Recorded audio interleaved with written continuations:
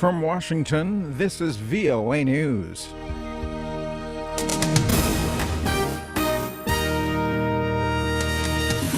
International support amid much U.S. opposition to U.S. attacks on Syria. And Tokyo wins the right to host the 2020 Summer Olympic Games. I'm Vincent Bruce reporting from Washington. U.S. Secretary of State John Kerry says international support is growing for holding the Syrian government responsible for its alleged chemical weapons attack. During a news conference Saturday in Paris with French Foreign Minister Laurent Fabius, Kerry said the security concerns of the United States and Europe are at stake. Now, we know that there are security interests of the United States in the terrorists, the jihadists, who grow in that part of the world in their focus on the West, on Europe, on the United States, and elsewhere.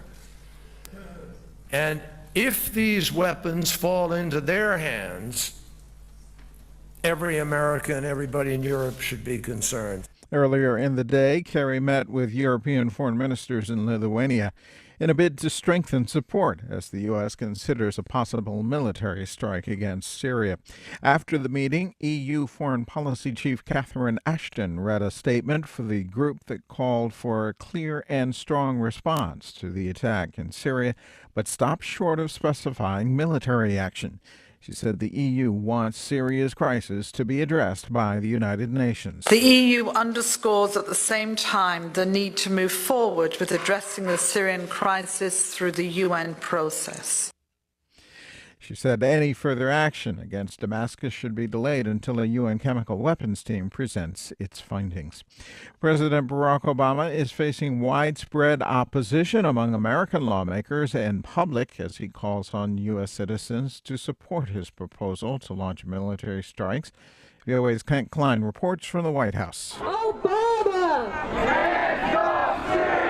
Most recent public opinion polls show that more than half of the American people oppose U.S. military action in Syria. The president said he understands their concern. I know that the American people are weary after a decade of war, even as the war in Iraq has ended and the war in Afghanistan is winding down. That's why we're not putting our troops in the middle of somebody else's war. But we are the United States of America. We cannot turn a blind eye to images like the ones we've seen out of Syria. 1 week ago, the president announced that he would seek congressional authorization for the strikes when lawmakers return to Washington from their summer recess in the coming week.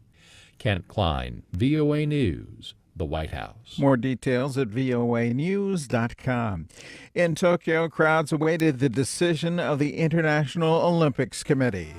Tokyo! After beating Istanbul and Madrid in the final push for the coveted honor, the Japanese capital, which last hosted the Games in 1964, reacted to the announcement Tokyo will host the Summer Games in 2020. Australia's Conservative opposition swept to power Saturday in a landslide election victory, ending 6 years of turbulent Labor Party rule. And from today, I declare that Australia is under new management and that Australia is once more open for business. That's opposition Liberal National Coalition candidate Tony Abbott, who won. He spoke with supporters on Saturday. More than 95% of the vote was counted. The Australian Electoral Commission showed the Liberal National Coalition with 88 seats in the 150-member House of Representatives to Labor's 57. Pope Francis has led a prayer vigil for peace in Syria. Addressing tens of thousands of people at the Vatican Saturday, the Roman Catholic pontiff called violence and war the language of death. He asked the faithful gathered in St. Peter's Square to pray for peace and reconciliation in Syria and in the rest of the world. Pilgrims from around the world answered the Pope's call to Catholics to take part in a day of prayers for peace. Similar prayers were offered by Christians worldwide, including Syria. The Italian Coast Guard has rescued more than 700 people in the last 2 days from boats carrying migrants and refugees. Italian officials say 4 vessels got into difficulty in waters near Sicily. The Italian news agency ANSA reported Saturday that more than 207 people were taken to the island of Lampedusa after their rescue by the Coast Guard and Navy. Among them were 2 women in the late stages of pregnancy.